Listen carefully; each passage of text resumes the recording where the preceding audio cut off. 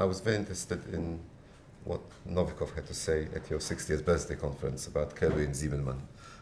This is the work which you said was the icing on the cake of surgery theory, was indeed a great achievement in 1970.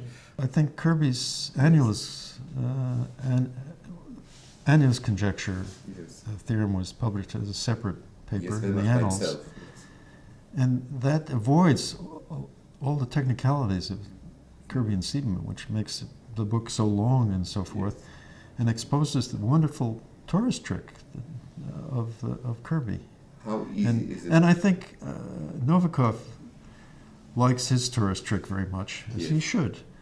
But it's a little different from Kirby's. Kirby's is a step further. How easy is it to jump from Kirby's paper to handle body decompositions, say, of topological manifolds? I mean, I've thought that Kirby's paper is very good and very important, but it's not enough. You cannot just use that. No, you can't. So you've got to use a lot of technology. Yeah. So, but I always loved the basic idea, the kernel idea, the really new thing, and that was this torus trick. I think you spoke about it in Missouri. There was your colloquium lectures. You had someone published it.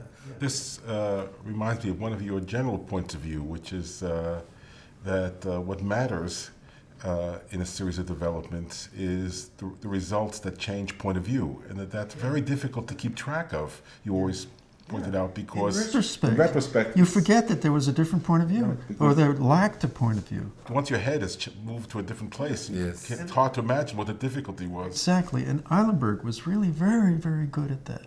We were talking about Eilenberg at lunch, and he was very, very good at taking a new point of view that really exposed things in a different way, and afterwards you say, well, yeah, of course. But up to that point, nobody had seen this.